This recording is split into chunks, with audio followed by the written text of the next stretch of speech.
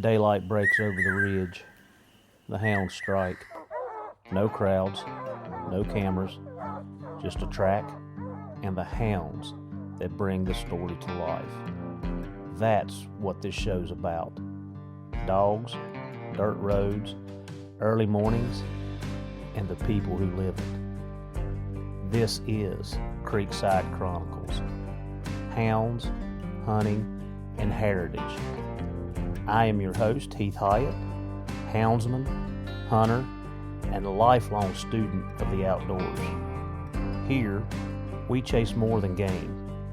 We chase knowledge about hounds, hunting, and living the outdoor life the right way. From bear country to back roads, this is where the hunt meets heart, and every story runs a different trail. So pull up your chair by the creek, leash up your best hound, and let's get after it together. Performance starts in the feed. Inukshuk's high-fat content fuels long runs and hard hunts, giving dogs the steady energy they need, while quality protein supports faster recovery after the work is done. That's why I trust Inukshuk dog food. Packed with energy and nutrition dogs need to go further, run harder, and recover stronger. If you want extreme performance, you can look them up at Inukshuk Professional Dog Food or Corey.ca.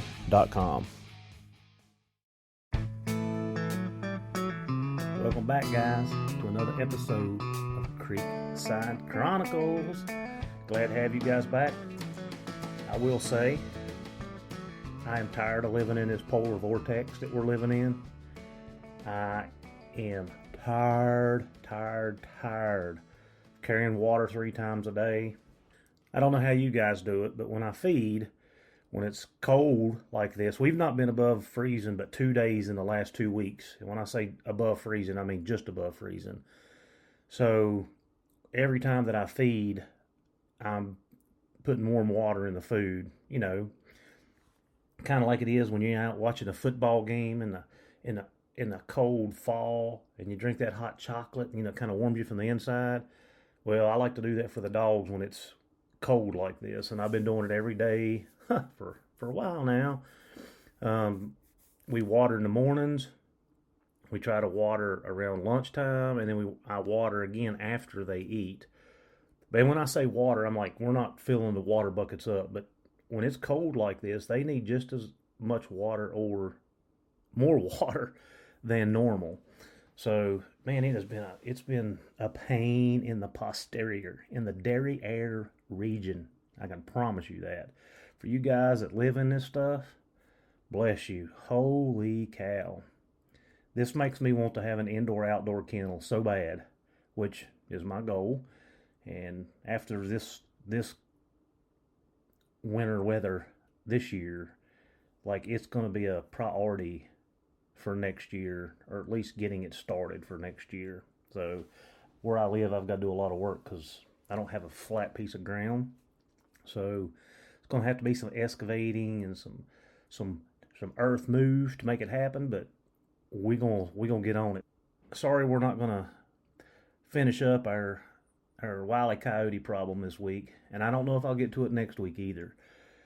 You know, with everything going on in Richmond, I thought it was important to talk about this and talk about what's going on. You know, hound hunting in Virginia isn't being lost all at once.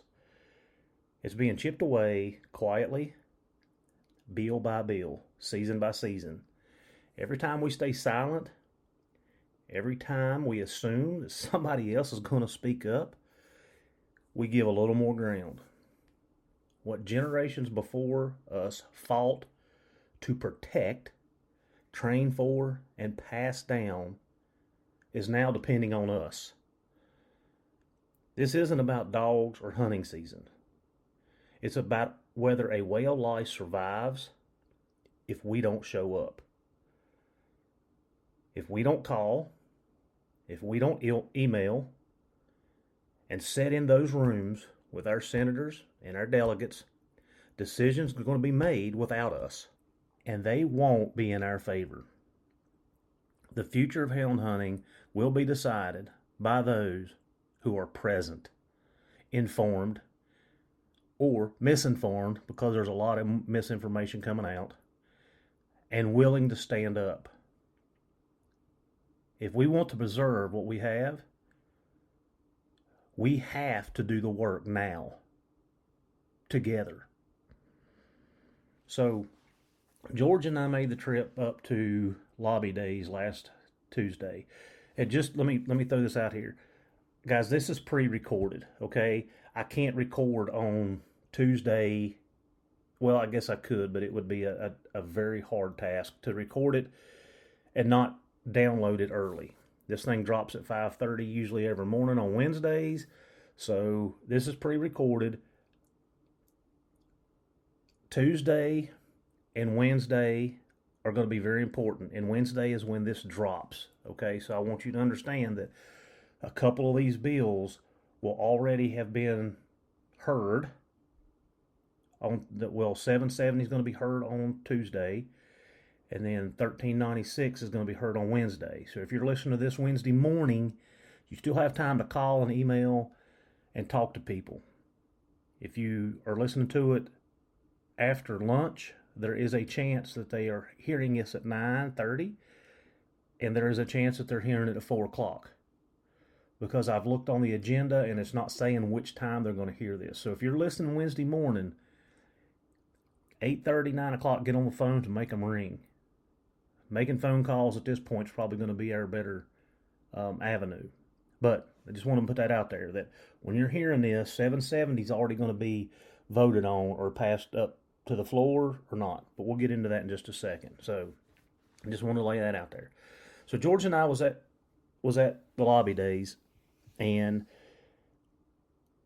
I just kind of want to run through that a little bit, because it was apparent after speaking with numerous individuals there that a lot of us, including myself, were unsure about the process, about what was supposed to be going on, what we were supposed to be doing, etc.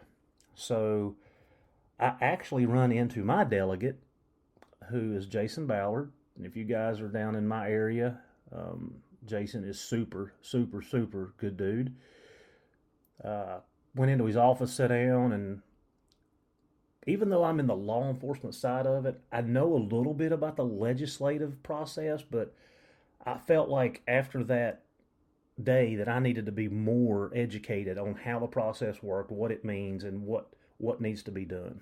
So I went in Jason's office, I sat down. Jason kind of run through what happens with it, and how to approach it. So for Lobby Days, a lot of the delegates were not available, or if they were available, they wanted you to have a meeting scheduled before they would talk to you. That was very frustrating. So what is suggested, and even they suggested down there, is find your delegate or delegates. I have two, and I've got Jason on one side and then Franklin on the other. So go to your delegates and talk to your delegates directly. They are your representatives. You are their constituents. And a lot of the delegates didn't want to talk to us if we were not their constituents. Okay? So it's important to understand that. It's important to know that. And if you've been sending these emails, a lot of the automatic responses are, please send your address to make sure you're within my voting district. So just so you understand that. So I didn't get to talk to Franklin. She was not available. I did talk to Jason. Jason will only get involved once it comes to the House floor for a vote. Okay? So if you're going to go to Lobby Days, make sure that you try to make an appointment with your delegate first. There were a couple of delegates that did talk to us. We did talk to a lot of the chief of staffs. They did talk to us and let us come in and explain our position. So, yeah, it was a learning experience for me, and I'm gonna tweak what I do next year if we need to go this route, which I feel like for the next 4 years for us, we're going to be fighting this uphill battle. But anyway, so lobby days, make an appointment with your delegate, and they had a lot of petitions. I would say petitions to sign opposing the bills. So you could go around to each delegate's secretary and sign the petition saying that you opposed X, Y, and Z.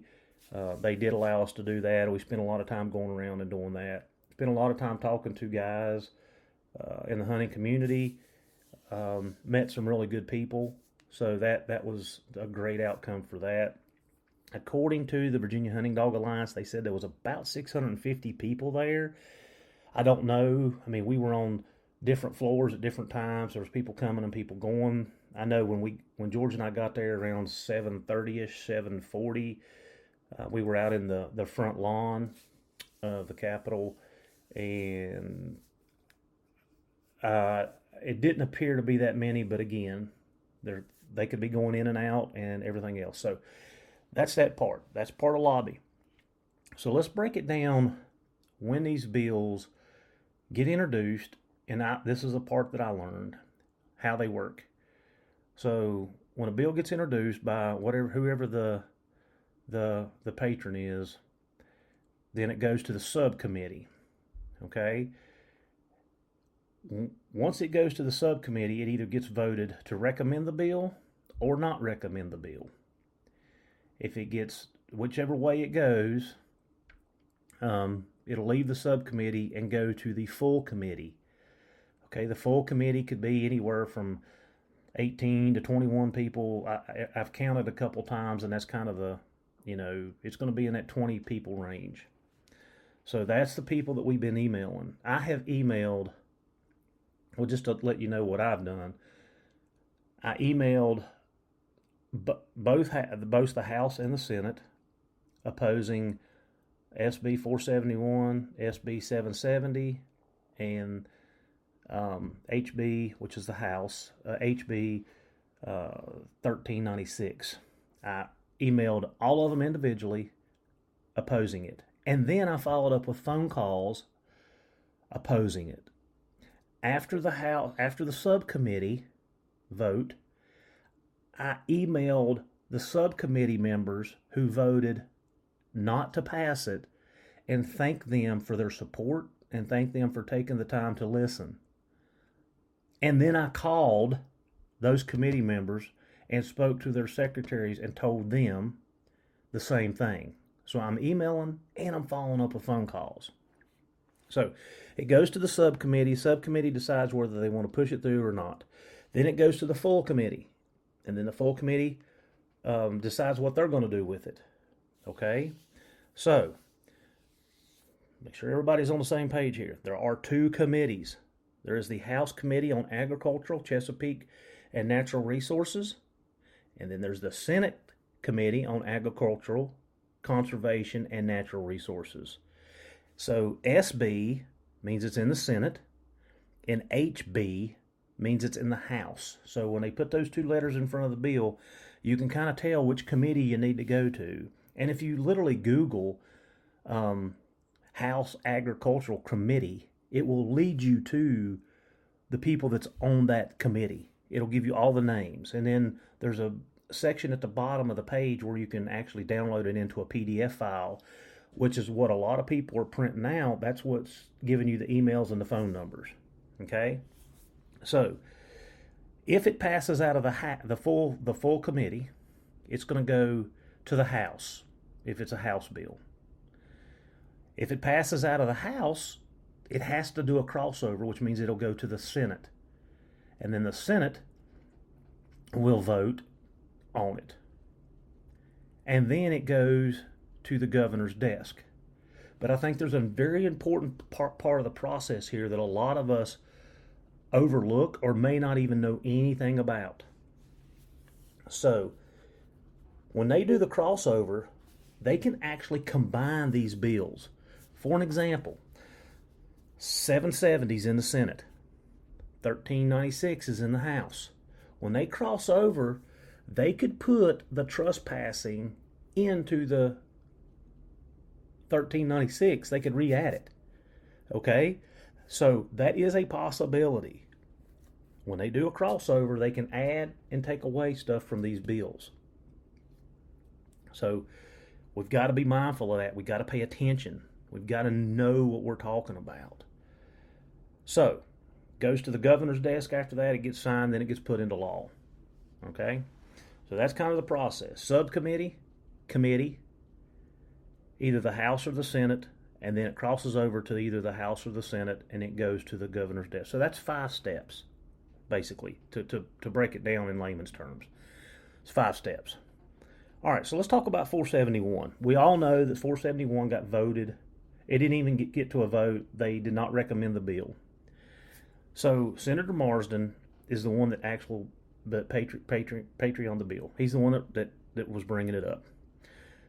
So yesterday, while it was snowing again and wind was blowing 20, 30, 40 miles an hour, I started doing a little research just from my own knowledge, but I think I want to share it with you. So Senator Marsden represents Falls Church, parts of Fairfax, and Alexandria. For the guys that's in Virginia, we all know that that's right up in Nova, in Northern Virginia, right around the Beltway. Like, that's right there. Okay? So, why is he writing a bill that affects hound hunting when there's very little hound hunting at all in his district? Think about that. Who does he have in his back pocket? And I'm not saying this to be facetious, or I'm just saying, like, it doesn't make sense. So when it went to the subcommittee, his bill, it was voted 5-1 to not recommend it. Okay? He was the only one that recommended it. But then it went to full committee, it was a 10-4 vote. Okay? Let's talk about the 4 people that voted for it. It was Marsden, Senator Rome, Saline, and Pekarsky. All right, Heath, well, why does that matter? Senator Rome is in Loudoun County, or northern, okay? Saline, the same, around the Falls Church area. Pekarsky, the same. They're all in that hub. They're all in that hub where very little, if any, hound hunting goes on. Very little. But they're driving this and voting for it. It just makes you think, like, why? Why? There's more to it as we start peeling back the layers. All right, so 471 got in full committee. It was 10-4 that they did not recommend to put it into a bill. So it's done. So let's talk about SB 770. Interesting. So Bryce Reese was the Patreon of this bill. He's the one that pushed it. So I looked up where he is what's his district. So he takes care of all of Culpeper, Greene County, Madison, Orange, and Rappahannock. And then he's got some partial counties in Fauquier and Spotsylvania. And this bill originally said that they wanted to ban hound hunting for 3 weeks and extend the early muzzleloading season. So it was a 6-1 vote, not recommended, I think. I didn't go back and check. It was 6-1 or 6-2, but anyway, they didn't recommend it. But they put amendments in place, okay? And the amendment was to drop all the hound language, just forget about the hound stuff, and turn in 18.2 132.1, which is a trespass by hunting, a Class 3 misdemeanor, into a Class 1 misdemeanor. And why is that important? Well, first of all, we already have a trespass law on the books, 18.2-119. That is trespass. So now we're going to add another trespass that mirrors and replicates the law that we already have on the books. It doesn't make sense. But if you peel back those layers of the onion, it does. Because this is a hunting violation. It turns in trespass by hunting to a Class 1 misdemeanor. If you get convicted of a Class 1 hunting violation, you lose your license for 1 year. Does that change things? Does it make you think a little different? So it's important that we continue to fight that bill. Okay? So, 770. I looked on the docket yesterday. It comes up before the committee on the 10th, which is Tuesday at 4:30. So when you're listening to this, that's going to be yesterday. It's going to be heard yesterday at 4:30. So I won't be able to give you the result on this podcast, but I will try to drop it in the notes on my Facebook when I post for the podcast. All right. Ooh, let's get into the big one. This is the one that's got everybody up in the air. 1396. And I'm not really sure where to start with it. I have so many mixed emotions and feelings where I stand, what I think on this one. But I'm going to try to just keep it to the facts.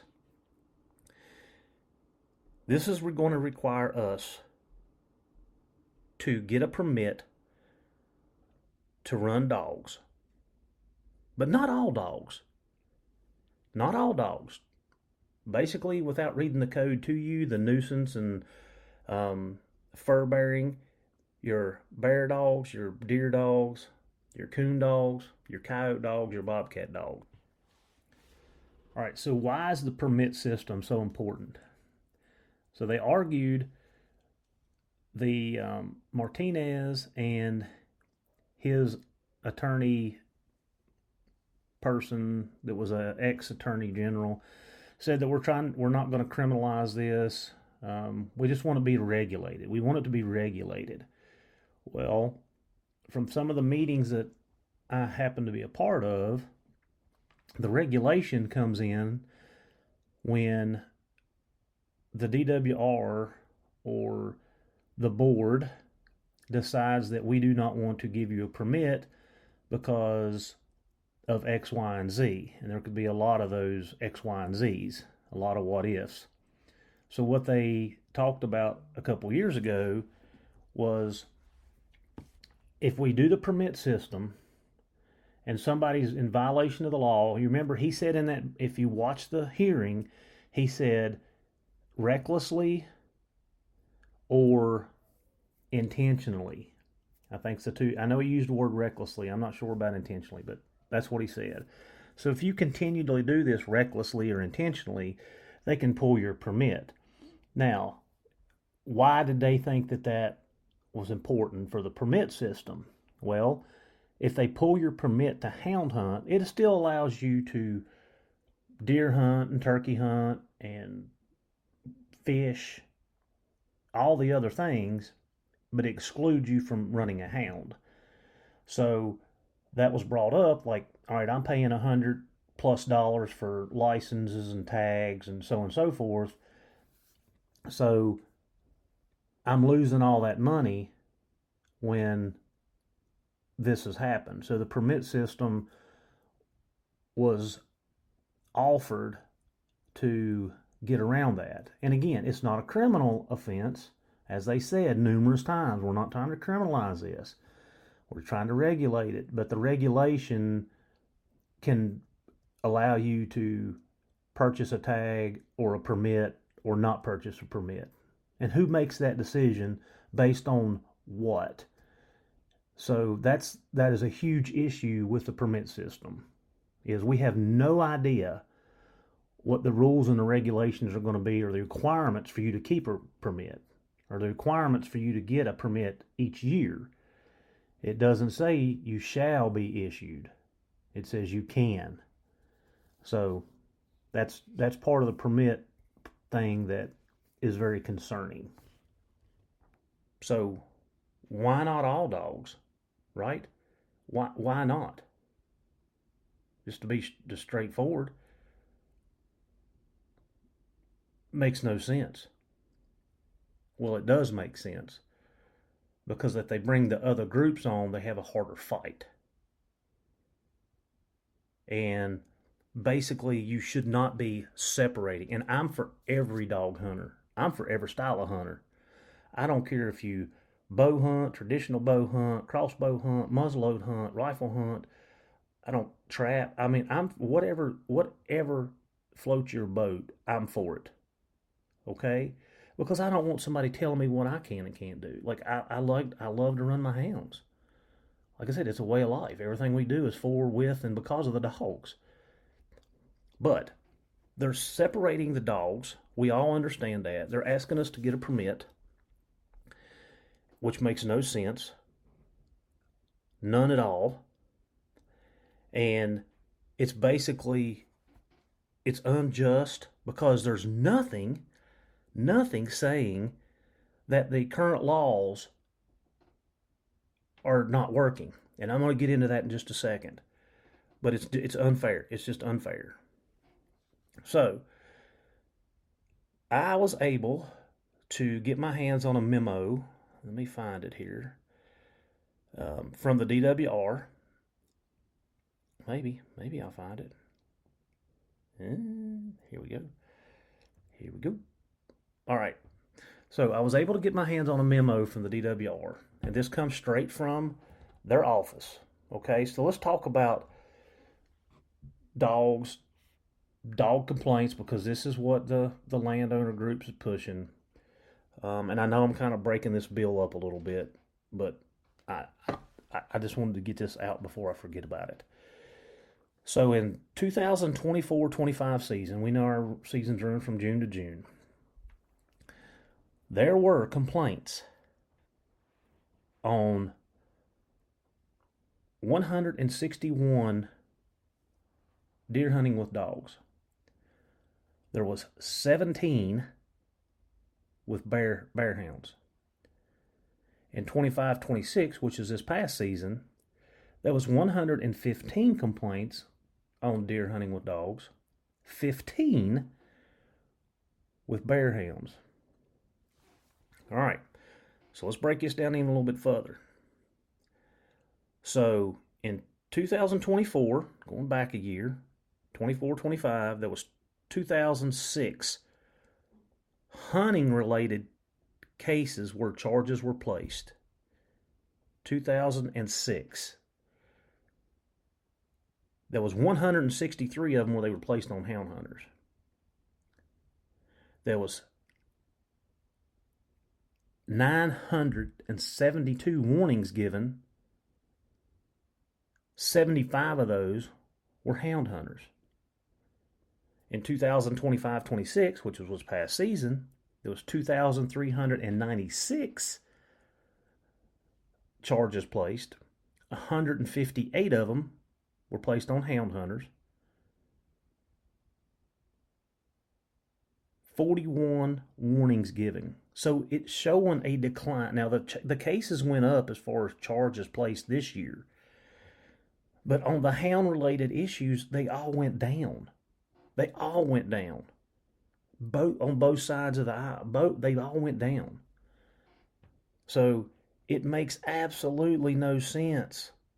None. There is no evidence that current laws are insufficient. We all agree, just enforce the laws that are already on the books. There's a law that says you can't turn loose from a roadway on private property. There's a law saying you can't trespass. Why do we need to create more laws for the people that are already abiding by the laws? It just puts an unwanted burden on them. And to have to buy a permit on top of that. So let's add the second part of that bill. It's saying that you're going to have to ID your hound and your vehicle. This is the Georgia rule. Well, by law, a hound hunter has to have his nameplate on his dogs, name and address, phone number. So if you're complying with law, you're already doing that. You're already doing that. And then as far as the vehicle ID, like, I'm not a fan of putting stickers and stuff on my truck. I'm definitely not a fan of having to paint racing stripes on my dog. But by the state law, by current law, I have to have a tag displayed on the front and the rear of my vehicle that identifies my vehicle. So there's a law already in place that's taking care of this. Like, what do we need to do on top of what we're already doing? And those are some talking points that we really need to be talking about. Like, there's already laws in place. We're already doing X, Y, and Z. Why are you trying to add an unwanted burden? And that's just my opinion. It's just my opinion. And then last, they changed it to where instead of saying written permission, you just have to have verbal permission. And that if the dog unintentionally crosses the property, it's not a violation. And they took out the National Forest and the WMAs out of it. So, yeah. Anyway, why do they want a permit? And if you listen to the hearing, again, I guess I need to go back to who's actually putting the bill up, which was Marty Martinez. Again, this is from Albemarle and Charlotte County. Okay? And then it was co-sponsored by Clark. And Clark hits kind of the southeastern part of Virginia, Suffolk, Franklin, all those areas down in there. So, do we see a common theme here? Northern Virginia, one little spot around Charlottesville, like Albemarle, and then you got Eastern Virginia, tried to implement bills that affect the whole state. And as I said in the first podcast that I talked about these bills, you're trying to throw a blanket over different styles, different terrain, different methods. And it's unfair. It's unjust. It's uncalled for. So we have to have our data, our facts. We've got to be able to speak and explain and respond and tell them why this makes no sense. Because listening to those hearings, and there was some false information there too. In the hearing, they said that hound hunting had been banned in 42 states. Well, that is very incorrect information. Hound hunting has not been banned in 42 states. In fact, it hasn't been banned in any state. And if somebody's listening to this and it's banned in your state, please send me a message and let me know. But I've hunted in 37 states, I think is what I've hunted as far in coon hunting and lion hunting and bear hunting. So mix all that together. Now they have restricted a lot of those things. And they have definitely restricted or cut out certain types of hunting, but hound hunting as a whole is not. So that was a false statement. But it leaves everybody to believe on the panel and in the gallery that that's true, except hound hunters who know better. And then the landowners groups got up and said there was 1,700 complaints on dogs last year. Well, we know because we have the data that that's very false information.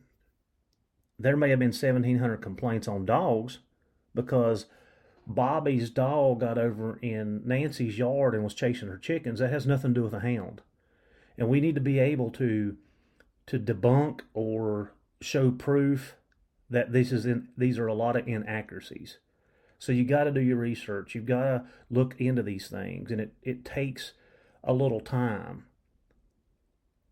But that time is going to be well worth the reward if we can get through this. So there was a lot of inaccuracies there, and we've got to be able to debunk them. And I will say that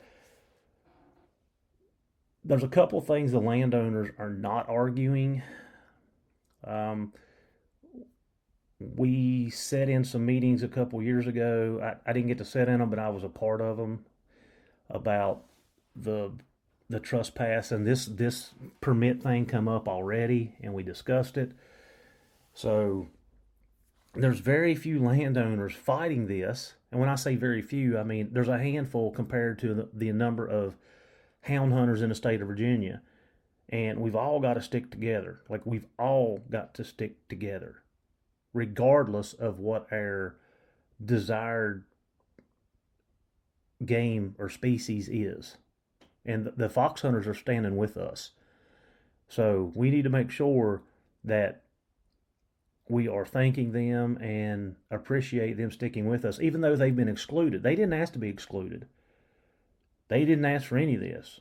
They just got excluded because of positioning, and I would say a lot of it has to do with the power that they could bring, and the people making these bills know that. So we got to get the fox hunters on with us and keep them on with us. Same as the bird dogs, and one of the guys in the meeting said that, you know, his dogs never leave. He's not one of us because his dogs never leave his sight. He can tone his dog at any time. Well, yeah, if my dogs are not on a track and not running anything, most of the time they're within eye shot or definitely within hearing of me. And if I holler for them, they're going to be right back to me. But when they get that odor and they start chasing that scent, that changes the drive. It changes the dog behavior. It's not the same. And when I'm walking with my bird dog and I'm in bird odor, it's not the equivalent as a 200 bear putting off the amount of odor that he puts out. There's a change in intensity there. I'm not saying the bird dogs, I'm not saying that at all, but I'm just trying to say, put this in perspective. Like, yeah, this is what your dogs stop and point. They don't chase unless you give them the opportunity to break. Our dogs chase, so it's a different style. You cannot compare apples to oranges, and that's kind of what they do. So, let me just leave you with this. So the question before us is this. Do we stand on the hill and draw a hard line in the sand, giving nothing and risking everything? Or do we step forward, united and engaged, and become a part of the conversation, offering real solutions, shaping laws that we can live with, and protecting our place at the table? If we're not involved, the decisions are going to be made for us. But if we show up, speak clearly, and work together, we can defend hound hunting in a way that allows it to continue ethically, responsibly, and proudly for generations to come. The life that we love, the dogs that we live for, and the traditions that we were entrusted with are worth that effort. So take that time now before they chip away or peel back another layer of the onion. That's going to be a wrap for this episode of Creekside Chronicles. We appreciate you spending your time with us, whether you're in the truck, in the woods, or sitting in a chair by the creekside, listening along. Nope. It's going to be a wrap for this episode of Creekside Chronicles. We appreciate you spending your time with us, whether you're in the truck, in the woods, or sitting by the creek listening along. Thank you for walking this trail with us. And thank you to W Supply for hosting the podcast and supporting what we do. Be sure to check them out and go to wsupply.com for all of your hound needs. Until next time, keep your dogs fed right, your boots muddy, and we'll see you down the trail.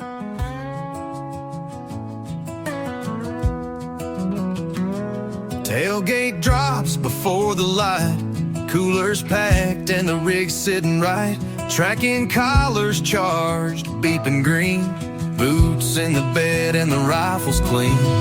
Dog box rattling, engines hum, we're chasing bear till the day is done. Old ring barking like he knows what's near, nose to the wind, tail full of cheer. From the Virginia mountains to the Carolina clay, we're burning fuel in miles miles each day. Every turn's another tale, through mountain mist and paper trails. We see the sunset red in Tennessee, rise through the fog in old WV. North Carolina's pines echo loud with the cry of a hard-run hound. New York forest, Maine's deep snow, Vermont valleys where the black bears go. Truck keeps rolling, wheels don't care. We're chasing daylight, chasing bears. Rest stops few, the roads are long, but the fire in our hearts still burns strong. Wisconsin mornings cutting crisp and clear, Canada's wildwoods drawing near. Still got states we ain't run, but that hound dog fever won't let us quit. We see the sunset red in Tennessee, rise through the fog in old WV. North Carolina's pines echo loud with the cry of a hard-run hound. New York frost, Maine's deep snow, Vermont valleys where the black bears go. Truck keeps rolling, wheels don't care. We're chasing daylight, chasing bears. Gas station coffee, Alpha XL on the dash. Another back road, another bear track. Friends made fast and stories told slow, under stars where only hunters go. We see the sunrise gold in Canadian air, and it sets on a trail down in Appalachia. Packing steel and leather, grit and care, we're built for the road and chasing bears. So load the dogs and slam the gate, there's a trail ahead, we won't be late. From dawn to dusk, we're always there, chasing daylight, chasing them bears.